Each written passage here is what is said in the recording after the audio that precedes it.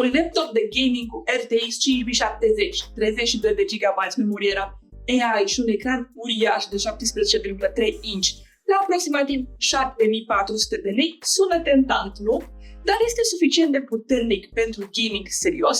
Eu am testat configurația Acer Nitro V17 AI cu AMD Ryzen 7260, Nvidia GeForce RTX 5070, 32 GB RAM și ecran Quad HD și 2 TB de stocare.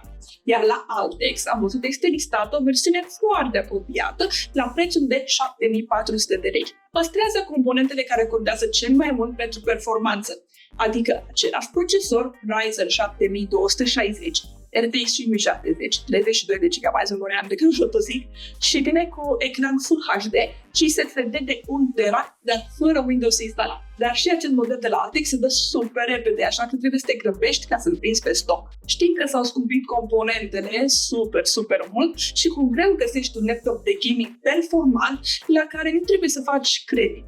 Așa că întrebarea acestui review este foarte simplă. Merită acest model aproximativ 7400 de lei pentru ceea ce oferă? Urmărește review-ul în continuare și nu uita de like și subscribe.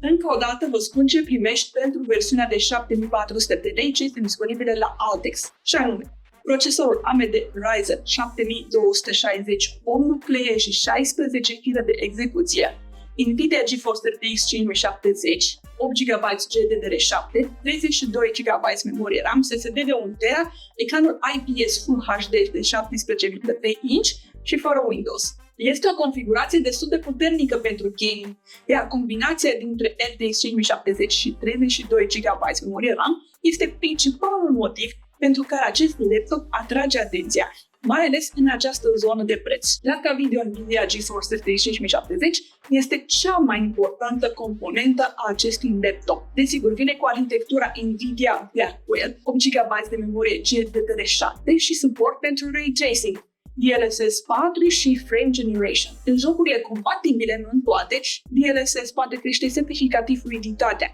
iar generarea de cadre ajută, mai ales în jocurile AAA, care sunt ceva mai solicitante. Așa că laptopul este potrivit pentru orice joc model, cu setările high, iar pe versiunea cu ecran Full HD de la Altex, placa video va fi chiar mai puțin solicitată decât pe acest model Quad HD testat de mine.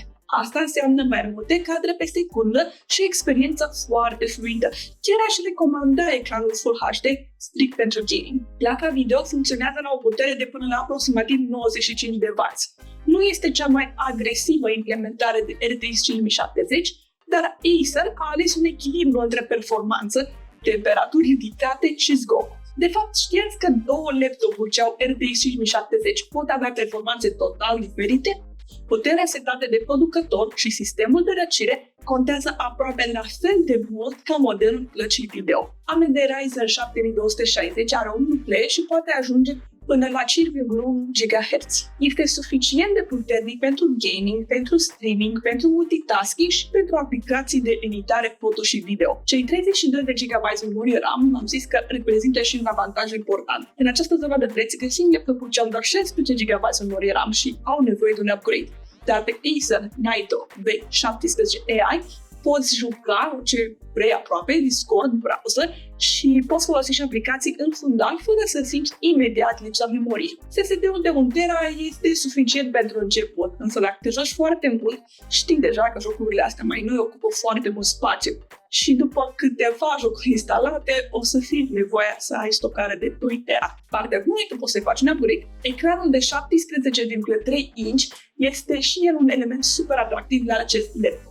Desigur, jocurile parcă se văd mai bine și sunt mai spectaculoase pe o diagonală atât de mare, iar spațiul este generos și poate fi folosit foarte bine și la editare video sau la diferite aplicații mai complicate. Versiunea testată de mine are un panou Quad HD de 165 de Hz, în timp ce modelul de pe Altex pe care o tot recomand este Full HD. Full HD nu este la fel de clar pe 17,3 inch precum Quad HD, dar un avantaj pentru gaming, pentru că placa video trebuie să proceseze mai puțin pixel. Deci poate obține un număr mai mare de cadre, adică o să vadă mai fluid. Așa că eu, pentru gaming serios, aș alege Full HD. Pentru cine editează fotografii, videoclipuri sau pur și simplu își dorește o imagine mai clară, clar panoul Quad HD al configurației testate de mine este varianta mai bună. Și pe mai scurt, Nitro V17 AI are un design de gaming destul de discret. Este negru cu un finisaj mat și câteva detalii geometrice, dar care nu stă în not și nu transformă biroul într-un pom de Crăciun. Are tastatura iluminată, dar e destul de discret. Carcasa este predominant din plastic, însă construcția este destul de potrivită pentru gama Nitro, este așa, n-am obișnuit. La aproximativ 2,7 kg nu prea poți să-l cari zilnic în oraș, e destul de greu. Este portabil în sensul în care îl poți muta, nu în sensul în care uiți că l-ai prin geantă. Avantajul dimensiunii mari este că oferă o tastatură completă și mai mult spațiu pentru sistemul de răcire. Tastatura este una clasică de laptop, de tip membrană, clicket. Este full size, cu bloc numeric separat.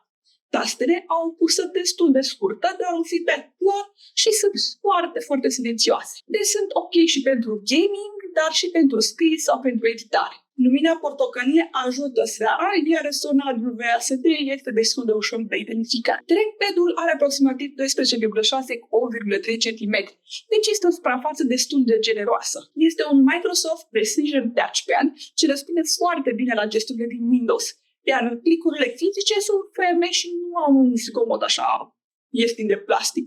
Dar sunt convinsă că tu pentru gaming vei folosi un mouse separat, nu? În jocuri ventilatoarele se aud, dar nu sunt super călăcioase.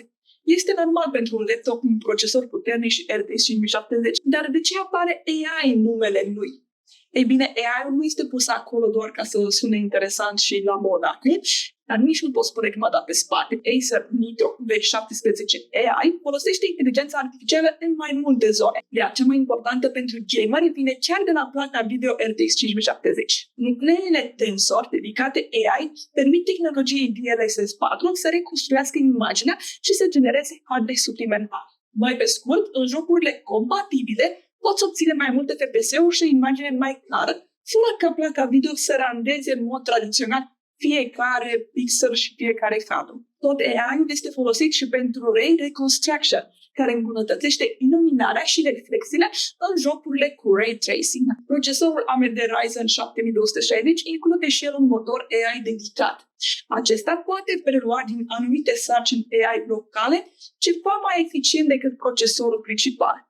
Și ai niște funcții chiar pentru apeluri video, pentru reducerea zgomotului și pentru anumite aplicații compatibile. Hai să vă și spun câteva din aceste funcții și aplicații.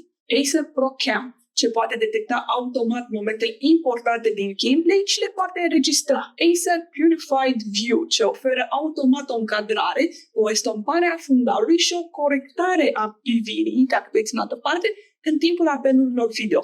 Foarte tare. Acer Purified Voice 2.0, ce folosește AI pentru a reduce zgomotele de fundal și pentru a face vocea mai clară când te joci sau în apeluri.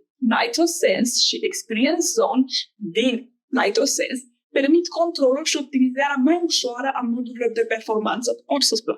Deci da, AI chiar face ceva în acest laptop, în special în gaming, unde beneficiul cel mai vizibil este DLSS 4, care poate transforma un joc destul de greu de rulat într-un mult mai fluid.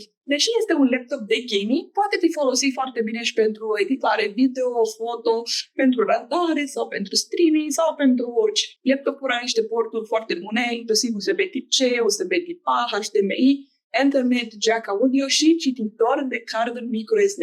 Ai porturi și pe partea stângă și pe partea dreaptă, dar și în spate. Ai porturi peste tot, foarte bine așezate. USB 4 este super util pentru SSD-urile externe rapide, pentru docuri și monitoare, iar HDMI 2.1 permite conectarea la un televizor sau la un monitor separat de gamer, iar cardul microSD o să fie super util creatorilor de conținut și fotografilor. Bateria te ține cam cât te ține la orice laptop de gaming mai serios, în jur de o oră. Dar te poți juca foarte mult fără să stai cu laptopul conectat la priză. Dar partea super bună este că nu se încinge, iar cablul de încărcare este în spatele laptopului și nu o să te deranjeze dacă vrei să miști pe birou. Încă o dată, cele mai importante avantaje sunt placa video RTX 5070, cei 32 GB memorie RAM, procesorul puternic și display-ul mare. Este o configurație pregătită pentru jocurile actuale și nu necesită imediat un upgrade de memorie sau de alte componente. Îmi place și faptul că designul este relativ discret. Nu prea îmi plac cele super luminoase sau cu groase brilliant.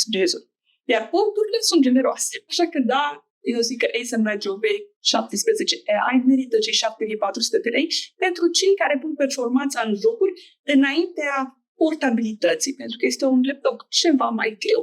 Dar trebuie să iei în calcul SSD-ul de 1 tera, când s-ar putea să aibă nevoie de un upgrade mai încolo și în lipsa Windows-ului, ce presupune și un cost în plus. Dar pentru cine vrea un locuitor de desktop, foarte multă performanță în gaming, zic eu că raportul dintre preț și componente este foarte bun. Tu ce zici? L-ai cumpărat? Își merită banii?